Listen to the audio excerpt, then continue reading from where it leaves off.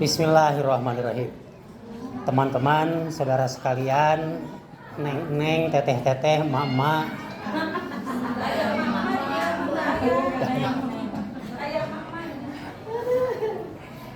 Tentu saja makalah yang pertama yang barusan sudah dibacakan oleh Neng Yani dan juga mungkin sedikit sudah dibaca oleh teman-teman sekalian, makalah yang berjudul kesantunan berkomunikasi dalam pembelajaran pada mata kuliah komunikasi teknologi informasi pendidikan. Ya, insya Allah mungkin sudah bisa disimak maksud dan tujuannya. Ya, kesimpulannya tadi pembahasannya tentang masalah kesantunan. Kita sudah memahami santun sama juga dengan sopan santun. Dalam pembelajaran dibutuhkan sekali, sangat penting sekali prosesnya dalam keadaan melaksanakan sopan santun. Jadi antaranya sudah ada dalam makalah tersebut. Santun atau sopan santun itu yang pertama, cara penyampaian dengan lemah lembut. Yang disebut sopan santun itu pada saat menyampaikan ide, menyampaikan materi, menyampaikan ilmu dengan lemah lembut. Lemah lembut itu adalah bagian dari sopan santun. Yang kedua, menggunakan bahasa yang tidak kasar. Bahasanya tidak kasar, sebab bisa juga umpamanya penyampaiannya lemah lembut tapi bahasa yang dipakainya bahasa kasar.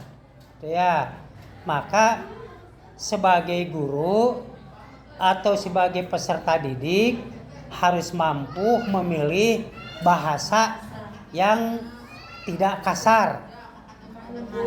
Ya, gitu. Kemudian juga tidak menyinggung. Sebab bisa saja cara ucapannya itu lemah lembut, bahasa yang dipakainya bahasa yang lemas, tapi menyinggung. Ya. Itu dalam bahasa istilah Sunda disebut adab lanyap. Ya. Adab lanyap. Ucapannya lembut, bahasa yang dipakainya bahasa lemas, tapi dalam rangka menyindir. Nah, itu juga tidak sopan. Contoh, ada peserta didik yang terlambat datang. Oh, Neng datang menit tanginas. Ya, bahasanya kan tidak kasar. Neng bahkan nyebutnya, tapi nyindir. Ya, itu pun tidak sopan. Itu kan? Jadi yang disebut santun atau sopan santun itu yang pertama cara penyampaiannya yaitu lemah lembut, ya, tidak membentak-bentak, tidak kasar. Yang kedua pemilihan bahasa. Jadi sebagai guru, sebagai dosen ya kita harus mampu memilih bahasa yang bagus. Yang ketiga tidak menyinggung, ya. Itu dari sisi kontennya. Dan kita dari awal sudah cerita tentang masalah komunikasinya. Ini kan kesantunan dalam komunikasi. Kita sudah bahas dari beberapa presentator yang udah lalu bahwa yang disebut komunikasi itu adalah proses penyampaian pesan dari yang menyampaikan pesan yang disebut komunikator. Guru atau dosen sebagai penyampai pesan yang disebut komunikator. Kemudian siswa, peserta didik atau mahasiswa sebagai penerima pesan itu yang disebut komunikan. Kalau terjadi interaksi antara penyampai pesan dan penerima pesan itu disebutlah feedback, ya. Feedback, yaitu feedback itu respon, timbal balik antara dosen dan mahasiswa, antara guru dan peserta didik, itu kan terjadi feedback, ya. Itu ada respon. Nah, inilah pada saat terjadi interaksi antara dosen dan mahasiswa, antara guru dan peserta didik, maka harus itu dilaksanakan secara santun.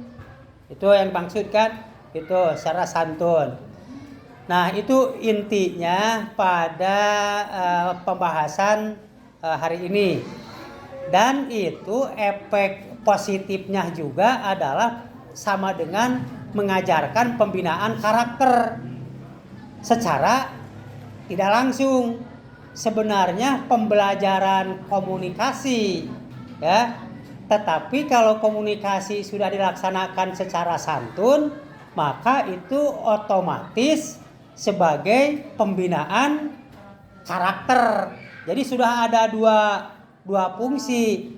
Ya, kita melaksanakan ilmu komunikasi dengan baik, tapi otomatis itu sudah melaksanakan pembinaan karakter. Ya, terima kasih. Sekian dulu, terima kasih.